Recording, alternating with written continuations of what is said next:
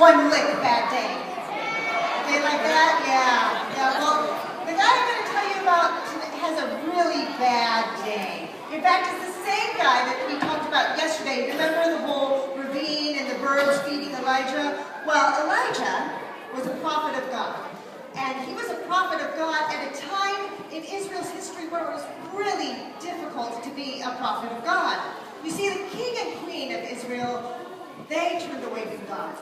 Instead, they worshipped someone they called Baal, who is not God, right? Because there's only one God who is awesome. Well, so what they were doing, they were actually killing all the prophets of God. So if you were a prophet of God, and you were gone and out.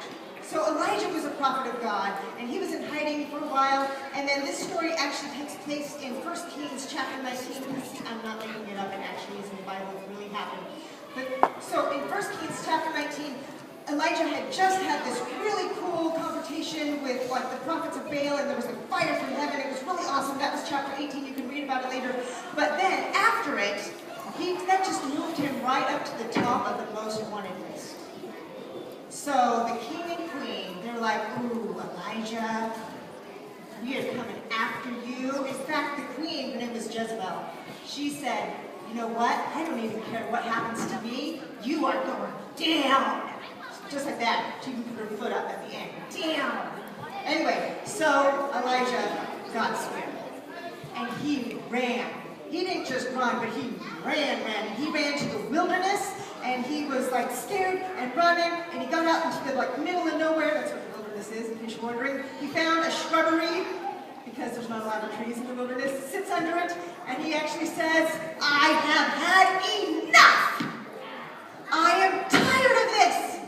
I have been doing your work for so long, Lord, I am done. Take me out of the game. I'm out. This is it. Worst day ever. I'm finished, and I'm just gonna sit and not go anywhere. No, take the hat off. Yeah. Knock it off. That's what happened. Then he fell asleep. I don't know. He ran a long time, so he's tired. The video is going to be a little bit shaky. And then, just like with the ravens, God sends an angel this time to him. The angel comes to him, he gives him a piece of bread, and he gives him some water, and he says, hey, eat this, drink this. You're going to need your strength. God wants to meet you. You got to go out. You got to go up a mountain. Mountain. Look at that. It's like it was praying. And meet God. And Elijah's like, fine. I'll go up the mountain. I'll meet God. We'll see what happens. So he does that. He goes up to a mountain, not Mount Everest, by the way. He was in Israel, not Asia. But wait, is Israel in Asia? Ah, geography. All right. So anyway, he goes up to another mountain, not Everest.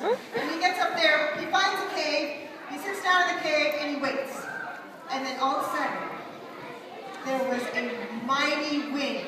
Can you guys blow as hard as you can, right? On the count of three. Ready? 1, 2, 3, blow! Yes!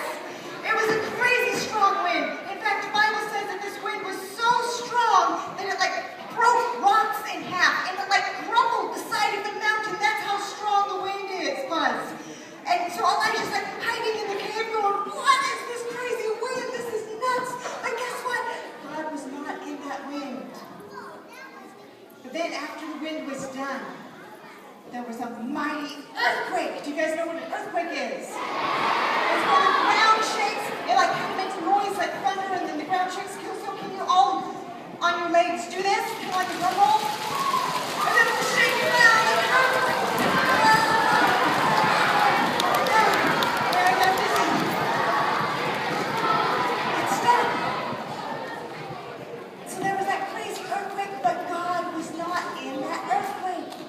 And then, after the earthquake, there was a crazy large fire. Like this one. I can't make fire come out of my hands, but I think I have a picture of fire. There it is. See how effective I am at shooting fire up on the screen? I know. So this fire sweeps through the mountainside and burns everything.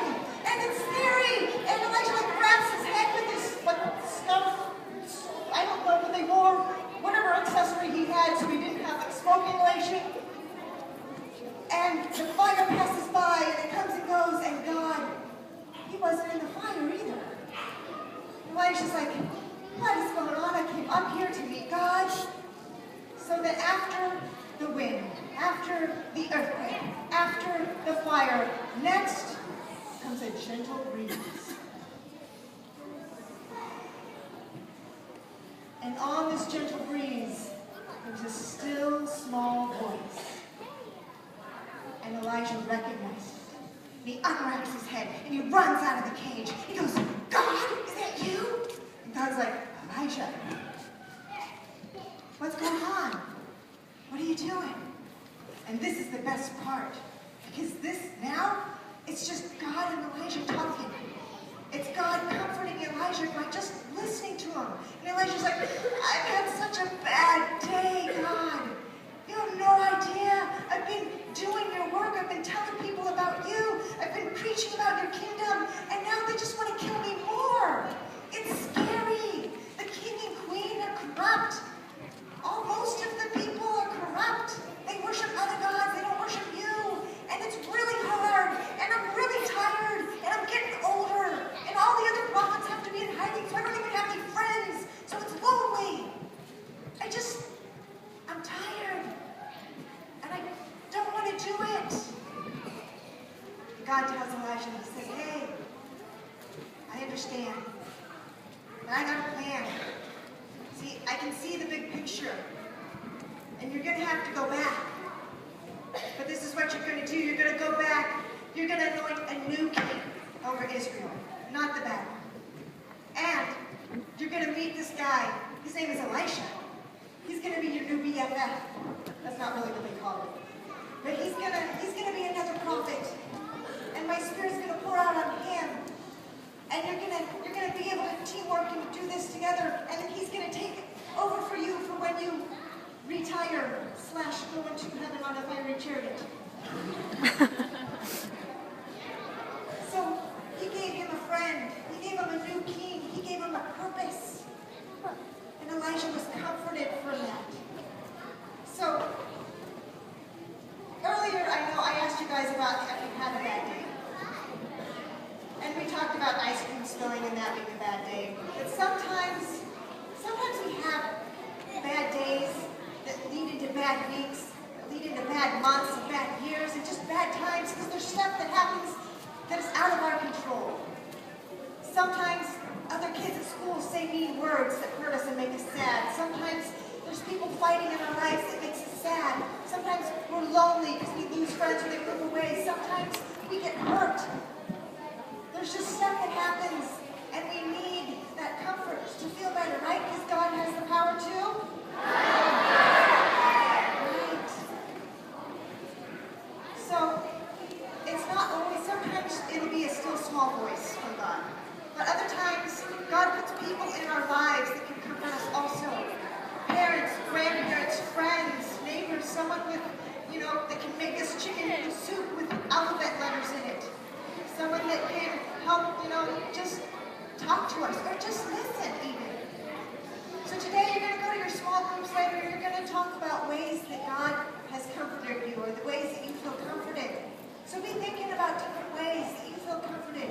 And remember that our God, who has that amazing power, the power to, have fire come down from heaven, the power to create huge mountains like this, he also loves us so much, he has the power to comfort us. And he wants to. And he wants to draw near to you and have that relationship with you and comfort you.